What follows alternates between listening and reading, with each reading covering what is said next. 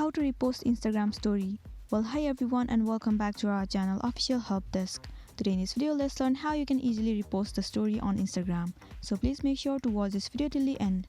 The very first step is to open your application Instagram and make sure you are logged into your account. Swipe left and head over to your chat section. Move into the inbox of the person that has mentioned you on their story. So here you can see that she has mentioned me on her story. As we're looking forward on how to repost this story, first of all click on her story. Here the option of add this to your story will be visible to you. All you have to do is click on it. It will take you to your story page. Now you can edit this story with the help of these features above. When you are done editing your story, click on your story at the bottom and the story will be reposted successfully.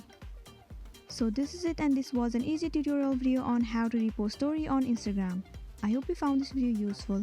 Thank you for watching it till the end.